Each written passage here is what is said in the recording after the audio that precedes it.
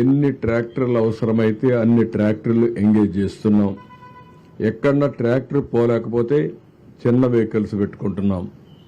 అది కూడా అవసరమైతే ఈ యొక్క పవర్ బోట్స్ ఏవైతే ఉన్నాయో అవి కూడా ఉపయోగిస్తాం. ఒక 2 మాత్రం హెలికాప్టర్స్ కూడా ఉపయోగిస్తున్నాం. ఇంకొక పక్క డ్రోన్స్ కూడా చాలా సక్సెస్ఫుల్గా ఎక్కడికక్కడ బాగా చేయగలిగాయి. ఈరోజు ఒక 25 డ్రోన్స్ ఉపయోగించారు. రేపు ఇంకొక 30-40 దాకా అదనంగా వస్తున్నాయి. ఒక 60-70 డ్రోన్స్ కూడా ఉపయోగించి ఎక్కడెక్కడ వీలైతే అక్కడ వాళ్ళకి అందించడం కోసం నీళ్లుండేది ఇక్కడ దీనికి కూడా శ్రీకారం చుడుతున్నాం. ఓవరాల్గా ఈరోజు చాలా అబ్జర్వేషన్స్ అన్ని మేము డిస్కస్ చేశాం. రేపు మెడికల్ క్యాంప్స్ కూడా ప్రారంభం అవుతున్నాయి. ఎక్కడికక్కడ మెడికల్ క్యాంప్స్ అని పెట్టడం, అదే మరిగా నీళ్లు కూడా ఈరోజు నాకు చాలా దగ్గర నీళ్లు కంప్లైంట్స్ వచ్చాయి.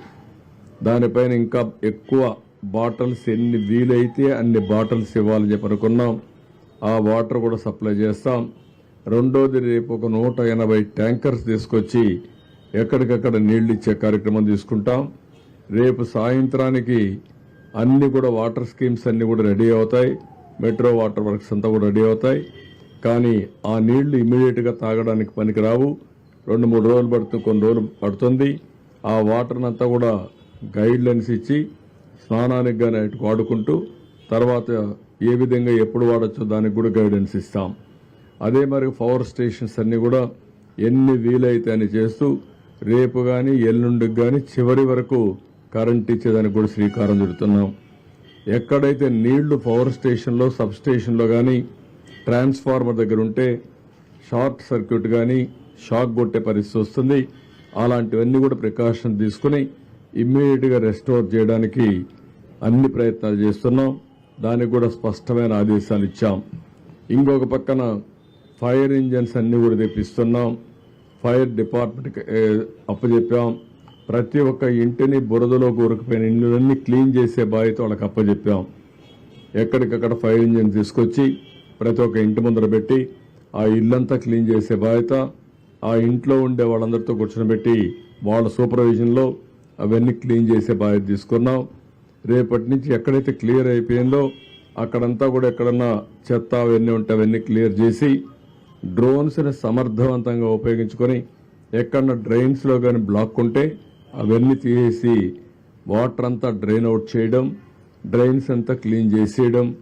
అదే సమయంలో బ్లీచింగ్ కానీ లేకుంటే ఏమి చేస్తే ఎఫెక్టివ్గా ఉంటుందో డ్రోన్స్ ఉపయోగించి ఏమైనా లిక్విడ్ స్ప్రే చేయగలుగుతామా, టోటల్ శానిటేషన్కి ఆ ఎక్సర్సైజ్ కూడా స్టార్ట్ చేస్తున్నాం.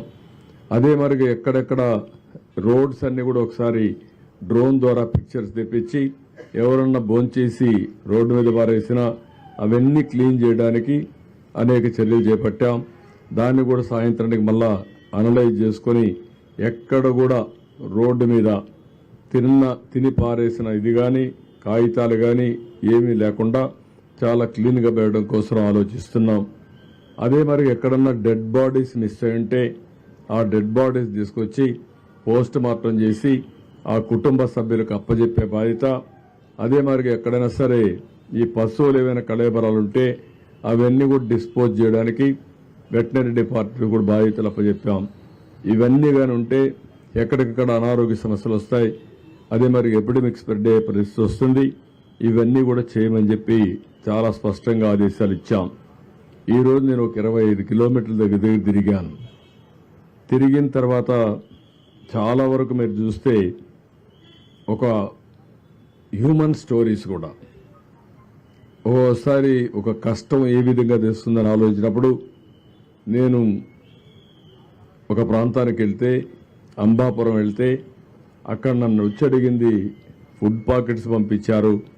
నిన్నటి నుంచి మా పిల్లలకు మంచినీళ్లు ఇవ్వలేకపోతున్నాం కాబట్టి ఆ మంచినీళ్లు పంపించమనే పరిస్థితికి వచ్చారు. అవి చూసినప్పుడు చాలా బాధేస్తుంది. అంటే పిల్లలకు మంచినీళ్లు ఇవ్వలేకపోయే పరిస్థితి వచ్చినప్పుడు పేరెంట్స్ ఎంత బాధపడుతున్నారో దీన్ని బట్టి అర్థమవుతుంది. ఆ విషయం మా వాళ్ళతో షేర్ చేశాను. ఈరోజు కొంతవరకు మీరు అక్కడక్కడ లాస్ట్ మైల్లో పోలేకపోయినా రేపు ఎల్లుండి లోపల లాస్ట్ మైల్లో కూడా ఇవ్వాలని చెప్పి చాలా స్పష్టంగా ఆదేశాలు ఇచ్చాం. రెండోది సబ్ లేన్స్ ఇంకొక పక్కన స్కాటర్డ్ హౌసెస్, ఇంకొక పక్కన మల్టీ స్టోరీడ్ బిల్డింగ్స్. ఇక్కడ ఫుడ్ పాకెట్స్ రాలేదని కంప్లైంట్ ఇచ్చారు. ఆ కంప్లైంట్స్ అని కూడా మా వాళ్ళకి చెప్పాను. అక్కడ కూడా ఎట్టి పరిస్థితిలో మీరు నేను చెప్పిన ఈ స్టాఫ్ను పెట్టుకొని అవసరమైతే కొన్ని సచివాలయాల్లో మనకు మనుషులు లేకపోతే రెగ్యులర్ పేమెంట్ ఇచ్చి ఎంగేజ్ చేసుకోండి, వాళ్ళ డబ్బులు పే చేస్తాం. కానీ ఎక్కడ కూడా ఒక్క వ్యక్తి కూడా మిస్ కాకుండా భోజనం మార్నింగ్ బ్రేక్ఫాస్ట్ నుంచి భోజనం కానీ ఇవన్నీ అందే బాధ్యత తీసుకోమని చెప్పి చాలా స్పష్టంగా చెప్పాను. ఇంకొక పక్క అక్కడక్కడ ఫుడ్ పాకెట్స్ కానీ బిస్కెట్స్ కానీ ఇసిరిసిరేస్తున్నారు. అవి వాటర్లో పడుతున్నాయి. ఆ వాటర్లో పడినట్టు తీసుకుని మళ్ళా తినే పరిస్థితికి వస్తున్నారు. అది పద్ధతే కరెక్ట్ కాదు. గౌరవప్రదంగా చేతికి అందజేసే బాధ్యత తీసుకోవాల్సిన అవసరం ఉంది. అందరికీ ఒకటే చెప్తున్నా, ఎక్కడ మీరు ఈ ఫుడ్ తీసుకుపోతే ఏదైనా సరే పళ్ళు కానీ బిస్కెట్స్ కానీ ఫుడ్ కానీ పాలు కానీ నీళ్లు కానీ చేతికి ఇచ్చే పద్ధతి నేర్చుకోండి. ఇది కంపల్సరీగా చేయాల్సిన అవసరం ఉంది. నిన్న ఈరోజు వాటర్లో దిగలేక కొంతమంది కూడా చేశారు, కానీ అది కూడా కరెక్ట్ కాదు. దీనివల్ల కంటామినేషన్ డిసీజెస్ వచ్చే పరిస్థితి వస్తుంది. అది కూడా చాలా స్పష్టంగా ఆదేశాలు ఇచ్చి ఇవన్నీ చేయొద్దని కూడా చాలా వరకు చెప్పాం. ఇంకో పక్క ఈరోజు ట్రాక్టర్స్ వచ్చాయి కాబట్టి చాలా వరకు విజిబిలిటీ వచ్చింది. చాలా వరకు ట్రాన్స్పోర్టేషన్ కూడా ఉపయోగపడ్డాయి. రేపు ఎన్ని ట్రాక్టర్లు కావాలనో ఎన్ని స్మాలర్ వెహికల్స్ కావాలనో అవన్నీ పెడుతున్నాం. ప్రతి ఒక్క వెహికల్ నేరుగా సచివాలయానికి వెళ్తుంది పోలీస్ ఎస్కార్ట్తో. మీరు ఇప్పుడు ప్రెషర్ కూడా తగ్గింది. నిన్న మొన్న ఎక్కడికక్కడ వెహికల్స్ని హైజాక్ చేసే పరిస్థితికి వచ్చారు, కానీ ఈరోజు అలాంటి సమస్యలు లేవు. రేపు ఇంకా కూడా స్ట్రీమ్ లైన్ అవుతుంది. ప్రజలందరికీ అప్పీల్ చేస్తున్నా, ఎక్కడ కూడా మీరు హైజాక్ చేయడం కరెక్ట్ కాదు. అలాంటి చేయొద్దండి. ప్రతి ఒక్కరూ మీ ప్రాంతంలో మీరు ఉండండి. మీ ప్రాంతానికి వచ్చి మీ ఇంటికి వచ్చి ఫుడ్ డిస్ట్రిబ్యూట్ చేసే పరిస్థితికి వస్తాం. ఈ విషయం గుర్తుపెట్టుకోవాల్సిందిగా ప్రతి ఒక్కరిని కోరుతున్నాను. ఇంకో పక్కన ఈరోజు మీరు చూస్తే ప్రతి ఒక్క వార్డులో 1000 కుటుంబాలకు ఒకరిని పెట్టుకుంటాం. వాళ్ళకి సెల్ ఫోన్ కూడా ఇస్తాం. ఎప్పటికప్పుడు వాళ్ళు ఏదైనా మెసేజ్ పంపించాలంటే ఆ మెసేజ్ కూడా పంపించడానికి పెడతాం. అదే మరి సచివాలయం కేంద్రంగా ఇవన్నీ మానిటర్ చేస్తాం.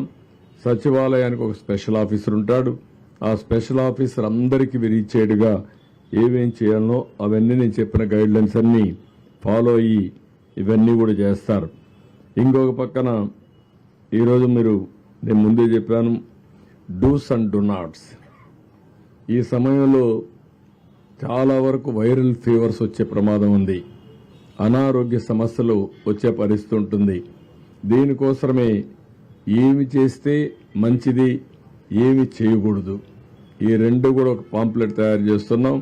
ప్రతి ఒక్క ఇంట్లో చైతన్యం తెచ్చే విధంగా ఈ పాంప్లెట్స్ ఇచ్చి తద్వారా ప్రజా చైతన్యంతో వాళ్ళ ఆరోగ్యాన్ని కాపాడడానికి ఏమేం చేయాలనో అవన్నీ చేస్తాం. ఇది కాకుండా ఈరోజు టెక్నాలజీ ఉపయోగించి డ్రోన్ కానీ సెల్ ఫోన్ కానీ ఎన్యూమరేషన్ కూడా దీన్ని వాడమంటున్నాం. రాష్ట్రం మొత్తం ఎక్కడైతే వరి పంట దెబ్బతినిందో, పంటలు దెబ్బతిన్నాయో డ్రోన్ ద్వారా కవరేజ్ తీసుకోమంటున్నాం, అనలిటిక్స్ తీసుకోమంటున్నాం. అదే మరి ఇండ్లలో కూడా నీళ్లన్నీ వచ్చి స్కూటర్లు కానీ మోటార్ బైక్లు కానీ లేకపోతే కార్లు కానీ ఇవన్నీ ఉంటే దెబ్బతింటే అవన్నీ క్లీన్ చేసే బాధ్యత కూడా ఫైర్ సర్వీస్కి అప్పచెప్తున్నాం. ఎక్కడికక్కడ అవి కూడా క్లీన్ చేసి మళ్ళా రిపేర్ గంట పంపించే విధంగా. ఇంకో పక్కన రేపో ఎల్లుండో బ్యాంకర్స్తో ఇన్సూరెన్స్ కంపెనీస్తో కూడా ఒక మీటింగ్ పెట్టుకుంటాం. ఏవైతే మోటార్ వెహికల్స్ ఉన్నాయో లేకుంటే ఈ ఆటోలు కానీ కార్లు కానీ ఉన్నాయో వాళ్ళకందరికీ ఇన్సూరెన్స్ ఇప్పించాల్సిన అవసరం ఉంది. ఆ ఇన్సూరెన్స్ ఇప్పించడానికి ఏమేం చేయాలో చేసి ఒక 15 days లోపల అవసరమైతే సర్టిఫికెట్స్ అన్ని కూడా ఇప్పించి ఏ విధంగా క్లెయిమ్స్ అన్ని సెటిల్ చేయాలో చేస్తాం. అదే మరి కొన్ని వ్యాపారాలు పోయినాయి, కొన్ని ఈ యొక్క వాళ్ళు చేసే చిన్న చిన్న షాపులు ఇవన్నీ కూడా పూర్తిగా పోయే పరిస్థితి వచ్చాయి. ఇండ్లో కూడా నీళ్లు వచ్చే పరిస్థితి వచ్చింది. 3 రోజులుగా ఎవరికి ఏ పని లేకుండా ఇబ్బంది పడుతున్నారు.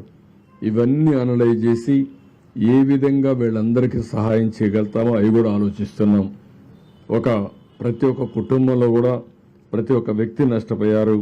ఆ నష్టపోయిన దానికి ఏమేం చేయాలనో అవన్నీ కూడా చేస్తాం. ఈ రిలీఫ్ ఇవ్వడానికి న్యూ గైడ్ లైన్స్ కూడా డిస్కస్ చేస్తున్నాం. రేపు అవన్నీ కూడా ఫైనలైజ్ చేసి ఇది టీంతో ఎన్యూమరేషన్ కూడా పూర్తి చేసి అదే మరి టోటల్గా రీహాబిలిటేషన్ కూడా పూర్తయిన తర్వాతనే ఇక్కడుండే అధికార యంత్రాంగం అంతా కూడా మళ్ళీ నెక్స్ట్ యాక్టివిటీకి వెళ్తాం. అంతవరకు వీలైనంత వరకు ఇది పూర్తి చేస్తామని చెప్పి కూడా నేను మీకు తెలియజేస్తున్నా. ఇది బ్రాడ్గా ఈరోజు మేము డిస్కస్ చేసుకున్నది. ఇవి ఎప్పటికప్పుడు రేపటి కూడా మళ్ళీ ఒకసారి ఒక ఆలోచన వస్తుంది. ఎప్పటికప్పుడు అందరు ఆలోచనలు తీసుకొని సమర్థవంతంగా పనిచేయడం కోసం ఇప్పుడు బుడమేరు ఉంది, అక్కడ వాటర్ కూడా ఈ సింగనగర్ రాకుండా నేరుగా కొల్లేరు లేకపోతే వీటీపీఎస్ నుంచి కృష్ణానదికి వచ్చేదానికి అక్కడుండే అడ్డంకులను కూడా తొలగించి తొందరలోనే పూర్తి చేస్తాం. అదే మరిగా ఇక్కడ కృష్ణ లంకలో ఏవైతే ఆ గోడ కూడా ఉంది దానికి కూడా ఒక టార్గెట్ పెట్టుకుంటాం. నీళ్లన్నీ వచ్చే నీళ్లని లిఫ్ట్ కూడా చేయమన్నాం. ఇంకా లెవెల్ తగ్గితే ఈ నీళ్లు కూడా రిసీడ్ అవుతాయి. ఏవైతే ఇక్కడి నుంచి వాటరు కృష్ణా నదిలోకి వదిలిపెట్టారో ఆ డ్రైన్ వాటర్ అంతా ఒక్కొక్కసారి రివర్స్ వస్తూ ఉంది. ఆ లాక్స్ కూడా కొంతవరకు సరిగా లేవని చెప్పి అన్నారు. అవన్నీ కూడా ఏం చేయాలనో అవన్నీ కూడా రిపేర్ చేయించడం కానీ ఆ సిస్టాన్ని బిల్డప్ చేసే విధంగా ముందుకు పోతాం. ప్రతి ఒక్కది ఇక్కడ మైన్యూట్ డీటెయిల్స్కి వెళ్తున్నాం. చాలా సిస్టమేటిక్గా మళ్ళీ ఈ సిటీకి ఇలాంటి జరగకుండా ఉండడం కోసం ఏమేం చేయాలని అవన్నీ వెళ్తున్నాం. ఫ్లడ్ వాటర్ మేనేజ్మెంట్ సిస్టానికి కూడా సిటీలో ఒక ప్రాజెక్ట్ అప్పుడు చేశాం. అది కూడా ఎల్లంటి చేశారు. మధ్యలో ఆగిపోయింది. వీళ్ళు వస్తానే ఆపేసే పరిస్థితికి వచ్చారు. మళ్ళా దాన్ని కూడా పూర్తి చేపిస్తాం. ఇలాంటి ప్రతి ఒక్కటి కూడా అనలైజ్ చేసుకుని ఏమేం చేస్తే ఇవన్నీ సెట్ అవుతాయో అన్ని చేయడం కోసం ఒక సమీక్షల్లో కూడా క్లియర్ కట్ యాక్షన్ ప్రోగ్రామ్ పెట్టుకొని ముందుకు పోతున్నాం. వీళ్ళని తొందరలో అన్ని పూర్తి చేస్తాం. This is in brief.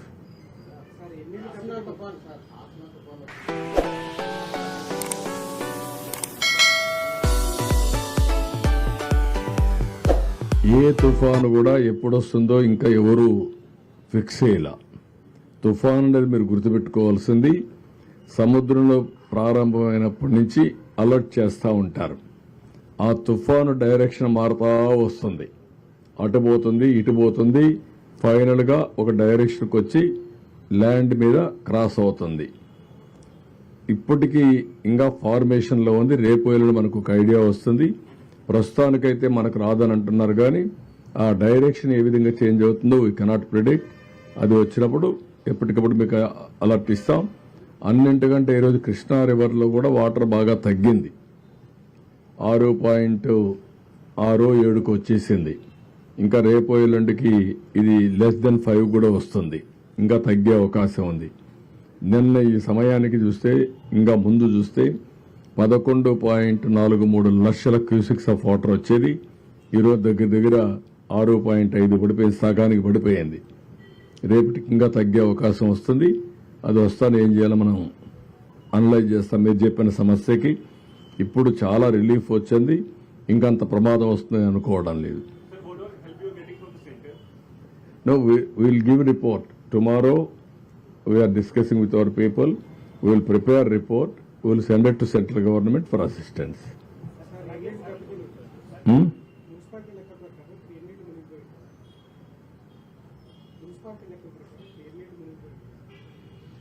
ఎన్ని ఇండ్లు మునిగిపోయినాయని కాదు, చాలా ఇండ్లు దెబ్బతిన్నాయి. సబ్మర్జెన్స్ వచ్చింది. మళ్ళా నీళ్లు వెళ్ళిపోయినప్పుడు వచ్చేస్తూ ఉంటుంది. ఇండ్లలో చాలా వరకు ఇబ్బంది కలిగింది. ఇంట్లో ఉండే వస్తువులన్నీ దెబ్బతిన్నాయి, వెహికల్స్ దెబ్బతిన్నాయి. అవన్నీ అనలైజ్ చేస్తున్నాం. ఎన్యూమరేషన్లో అన్నీ వస్తాయి మనకు. ఏది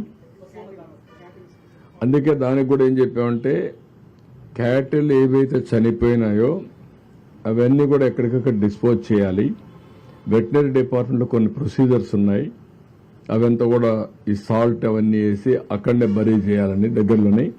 అది కూడా ఒకసారి పెట్టాం. రేపు ప్రొక్లైన్స్ పెట్టి అవన్నీ బరీ చేస్తారు. ఓకే. అదే మరి ఫాడర్ కూడా పశువులకి అది కూడా ఉంది. దాన్ని కూడా నేను ఈరోజు మా నోటీస్ రాలేదు, ఉన్నాయి కానీ అంత విజిబుల్గా రాలేదు. Will focus on that. రేపు ఎల్లుండి అది కూడా ఫోకస్ చేస్తాం. అదే మరి వరదల్లో ఒక విద్యుత్ ఆపడానికి వచ్చినటువంటి వెళ్ళినటువంటి ఒక లైన్ మ్యాన్ పవర్ షాక్ వచ్చి చనిపోయాడు మొన్నే. అతనికి డిపార్ట్మెంట్ 20 లక్షలు ఇస్తుంది. గవర్నమెంట్ కూడా ఒక 10 లక్షలు ఇచ్చి 30 లక్షలుగా ఇచ్చి ఆయనకు న్యాయం చేస్తాం. ఇంకో పక్క గోదావరి లెవెల్ కూడా కొద్దిగా 41కి వచ్చింది. దాన్ని కూడా మానిటర్ చేస్తున్నాం ఎప్పటికప్పుడు. ఇది బ్రాడ్గా అవి కూడా చెప్పాను. మహాప్రస్థానం వెహికల్స్ అన్ని పెట్టి వాళ్ళందరినీ తీసుకొచ్చి పోస్ట్ మార్టం చేసి వాళ్ళ ఫ్యామిలీస్కి అప్పచెప్పమని చాలా స్పష్టంగా ఆదేశాలు ఇచ్చారు ఈరోజు. ఓకే. ఇంకొకటి కూడా మళ్ళీ అపీల్ చేస్తున్నా. ఈరోజు చాలా మంది ముందుకు వచ్చారు. ఆ పేర్లు కూడా ఎప్పటికప్పుడు రిలీజ్ చేస్తున్నాం. కొంతమంది 1 crore అని 50 లక్షలని 10 లక్షలు 20 లక్షలు ఇస్తున్నారు. ఈ సీఎం రిలీఫ్ కింద ప్రత్యేకంగా విజయవాడలో వచ్చినట్టు వరదలపైన ఈ నగరంలో జరిగినటువంటి డ్యామేజ్ పైన అందరినీ సహకరించమని కోరాం. చాలా మంది వస్తున్నారు. వాళ్ళందరికీ మనస్ఫూర్తిగా ధన్యవాదాలు. ప్రభుత్వం తరపున కృతజ్ఞతలు. నేను ఒకటే అందరినీ కోరుతున్నా, ఇక్కడ విజయవాడలో ఉండేవాళ్ళు కూడా ఆ స్ఫూర్తి రావాలి. మనతో ఉండేవాళ్ళు ఇబ్బందుల్లో ఉన్నప్పుడు మానవతా దృక్పథంతో మన బాధ్యతగా మనం అందరం కూడా సహకరించే పరిస్థితి రావాలి. అందరూ ఏ విధంగా మీకు తోచిన విధంగా వాళ్ళను కూడా ఆదుకోవడానికి ముందుకు రండి. అదే మరిగా కొండే బాధితులు కోరుతున్నా, మీరు కూడా తొందరపడాల్సిన పని లేదు. అందరికీ న్యాయం చేస్తాం. ఇప్పటికే మీరు చూశారు, 3వ రోజు చరిత్రలో ఇంత పెద్ద విపత్తు ఎప్పుడు రాలేదు. కానీ ఆ విపత్తును ఆదుకోవడం కూడా ఎంత సమర్థవంతంగా చేశామో మీరు చూశారు. ఈరోజు ఒక ముఖ్యమంత్రిగా మీరు చూస్తే ఒక 4.5 గంటలు ప్రొక్లైన్లో వెళ్ళానంటే నాకు వాస్తవ పరిస్థితులు ఎక్కడైతే జరుగుతున్నాయో అక్కడికి పోవాలంటే వేరే మార్గం లేదు. నేను హెలికాప్టర్లు వెళ్ళొచ్చు, కానీ హెలికాప్టర్లు వెళితే పైన చూసేదానికి అవకాశం ఉంటుంది. డెప్త్కి పోలేం. డెప్త్కి పోవాలంటే ప్రజలతో ఇంటరాక్ట్ అయితే తప్ప సాధ్యం కాదు. అందుకని రోడ్డు మీద వచ్చి నేను చూశాను. రిమోట్ ఏరియాస్కి ఎవ్వరూ పోలేని ప్లేసెస్ కూడా వెళ్ళాను ఈరోజు. అవన్నీ కూడా స్టడీ చేశాను. ఆ విషయాలన్నీ మా వాళ్ళతో షేర్ చేసుకున్నాను. మా వాళ్ళు కూడా చాలా వరకు ఆల్ అడ్మినిస్ట్రేషన్ మొత్తం గ్యారప్ అయ్యారు. రేపు ఎల్లుండో మీకు చాలా వరకు నార్మల్స్ తేవడానికి సర్వ విధాల ప్రయత్నం చేస్తున్నాం, తీసుకొస్తాం. Thank you. అవి కూడా పెట్టాం. డిజిటల్ పేమెంట్ పెట్టాం, క్యూఆర్ కోడ్ ఇచ్చాం. అవన్నీ కూడా వర్కౌట్ చేసి ఎప్పటికప్పుడు మీడియాకి ఇస్తున్నాం, పేపర్లో ఇస్తున్నాం, ఎలక్ట్రానిక్ మీడియాకి ఇస్తాం. అదే మరి సోషల్ మీడియా ప్లాట్ఫామ్స్ కూడా పెడుతున్నాం. ఇప్పుడే మీ అందరికీ ఇది సోషల్ మీడియాలో కూడా పెట్టి అందరికి కూడా ఇది మీకు కూడా షేర్ చేస్తాం, మీడియా కూడా షేర్ చేస్తున్నాం. ఇప్పుడే పవన్ కళ్యాణ్ గారు కూడా అనౌన్స్ చేశారు. వారికి కూడా మనస్ఫూర్తిగా పార్టీ తరఫున ధన్యవాదాలు, కృతజ్ఞతలు. ఇచ్చారా? అది రియల్గా నాకు తెలియదు. చేశారా?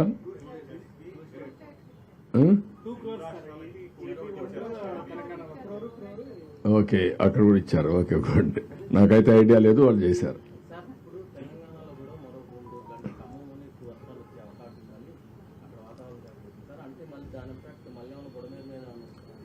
అందుకే బుడమేరుని సెట్ చేస్తున్నాం. ఇంకా ఆ పరిస్థితి రాకూడదు. ఏమేమి ప్రికాషన్ తీసుకోవాలో అన్ని ప్రికాషన్స్ ఆ వార్ఫుటింగ్ తీసుకుంటున్నాను. గేట్లు మూసేస్తేనే సమస్య పరిష్కారం అవుతుందని కాదు. ఆ సైడు ఈ సైడు దాని మీద ఆ బ్రీచ్ ఉంది. ముందు ఆ బ్రీచ్ క్లోజ్ కావాలి. అది వైఎస్ఆర్ కాంగ్రెస్ పార్టీలో ఆ బ్రీచ్ పడింది. ఇప్పుడు కూడా బుకాయిస్తున్నారు. బుకాయింపులొద్దు. నేను వచ్చి 80 రోజులైంది. 80 రోజుల్లో మా వాళ్ళు దాన్ని డయాగ్నోస్ చేయలేకపోయారు. రెండోది అన్ఎక్స్పెక్టెడ్గా హెవీ రెయిన్స్ వచ్చాయి. మీ మానవ ఫెయిల్యూర్. రెండో పక్కన ఇది ఇప్పుడు మాట్లాడుతున్నారు ఏదో మా మీద నెడుతుందని. ఎవరి మీద నెట్టక్కర్లా. మీరు చేసినటువంటి నిర్వాహకం ఈరోజు రాష్ట్రాన్ని వెంటాడుతూ ఉంది. ప్రజలకు అన్ని ఇబ్బందులు వచ్చాయి. ఇది ఒకటే కాదు, అడుగడుగున అడ్మినిస్ట్రేషన్ మొత్తం ఫెయిల్ అయింది. ఒక మాట చెప్పాలంటే ఒక వెంటిలేటర్ పైన పెట్టే పరిస్థితికి వచ్చారు ఈ రాష్ట్రాన్ని. అందుకని ఒక పక్క ఆర్థిక ఇబ్బందులు, ఒక పక్క అడ్మినిస్ట్రేషన్ డిఫంక్ట్ కావడం, డిపార్ట్మెంట్స్ అన్ని పనిచేయకుండా పోవడం, ఇంకొక పక్క తప్పుడు పనులు చేయడం, ఇంకొక పక్కన మీరు చూస్తే ఎక్కడికక్కడ బురజల్లే కార్యక్రమం చేయడం, ఇలాంటివన్నీ చేసే పరిస్థితికి వస్తున్నారు. ఇవన్నీ ఎక్కడ క్షమించే పరిస్థితి ఉండదు. ప్రజల్లో కూడా చైతన్యం తీసుకొస్తాం. ఒకటే గుర్తుపెట్టుకోండి, రాజకీయ పార్టీకి ఉండవలసిన లక్షణాలు ఒక్క లక్షణం కూడా ఈ పార్టీకి లేదు. నేను చాలా పార్టీలు చూశాను 45 సంవత్సరాల్లో. ఏ పార్టీ ఇలాంటి పార్టీ ఉండదు. ఒక రౌడీలను పెట్టుకొని, గూండాలను పెట్టుకొని రాజకీయ పార్టీ నడపాలి, నేరాలు ఘోరాలు చేయాలంటే కుదరదు. ఆ విషయం గుర్తుపెట్టుకోండి. నేను నిన్న ఈరోజు ఎప్పుడు చూస్తున్నాను, ఇంకా బుకాయిస్తున్నారు. బుకాయింపులు మానండి, వాస్తవాలకు రండి. Thank you.